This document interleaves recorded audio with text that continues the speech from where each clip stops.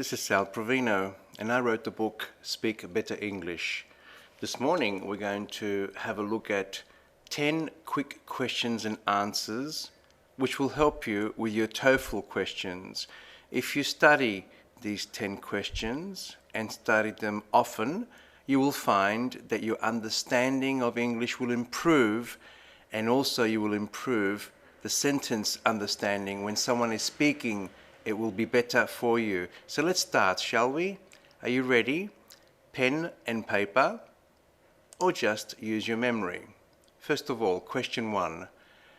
How do you say una volta, due volte, tre volte, and quattro volte in English? Have a think. Okay, let's have a look then. The answer is once, twice. Once, una volta. Twice, due volte. Twice I went to New York. Sono andato a New York 2 volte. 3 times, 4 times, 5 times, 6 times, etc. The first 2 are the most difficult because it's once and twice. Let's go on to question 2. How do you say a che ora in English? Do you remember? Have a think. Let's have a look at the answer. What time? This is very important. Question 3. What is the difference between see, look, and watch? To see in Italiano is vedere, look is guardare, and watch is osservare. I watch TV, or I watched the game, la partita, the game on TV last night. Does that make sense? Of course. Let's go on, shall we? Question 4. When do we use much and when do we use many? There's a big difference here. Now have a look at that, much and many. Here is the answer. Much is used for uncountable nouns, many for countable nouns. For example, there is much information on the internet. By the way, the word information in inglese non si fa mai plurale. Never informations, always information. And there are many people using the internet now. This is for uncountable and this is for countable. Question 5. What is the meaning of used to and I'm used to? If you put the subject with used to and the infinitive, it means it doesn't exist anymore, non si fa più. For example, I used to smoke. C'era un periodo quando fumavo. That means non fumo più. But if you put the subject with the verb to be and get and used to, plus the verb with ing, let's have a look at that again. The subject, the verb to be and get, used to, and the verb ing, it means abituarsi. For example, I'm used to working hard. Mi sono abituato a lavorare duro. It looks difficult, but it's not. You have to just keep practicing this. I'm used to working hard. Another example, I'm used to catching the bus in the morning. Mi sono abituato a prendere il bus alla mattina, l'autobus. Let's have a look now at question 6.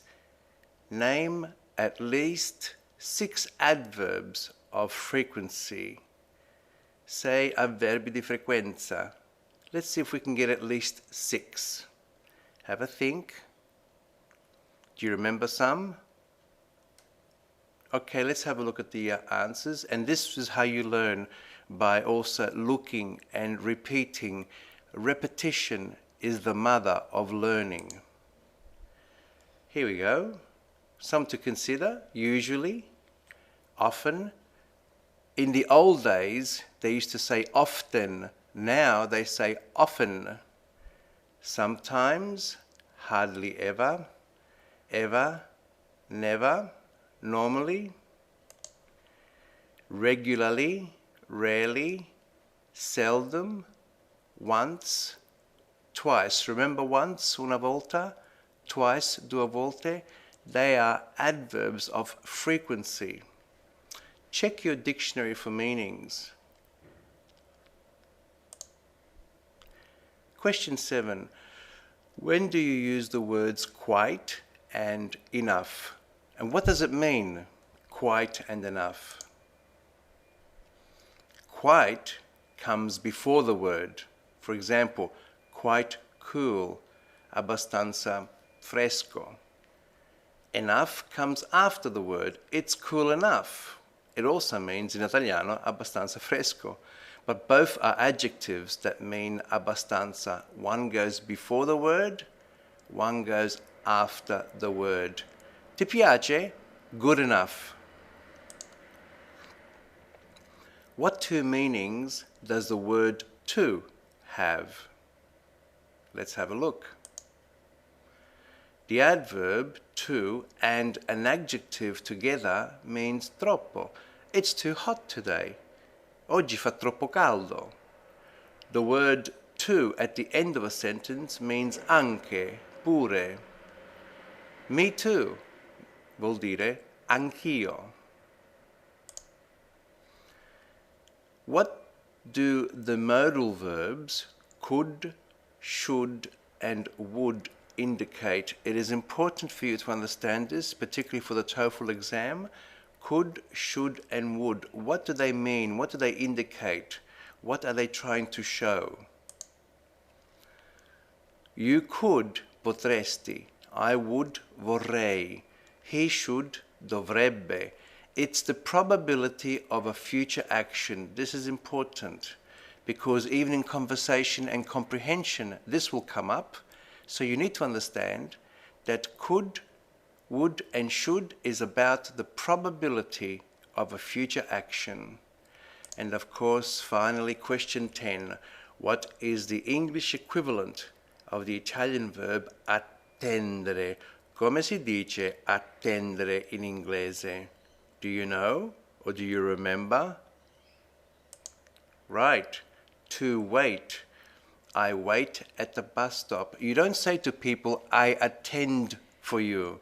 Non si dice così. You say, I wait for you, for aspettare. And so this is how we learn. And I'm so happy that you are listening to this video because it will help you a lot. And there are more videos coming to help you in your exams. Write to me if you want to ask any questions.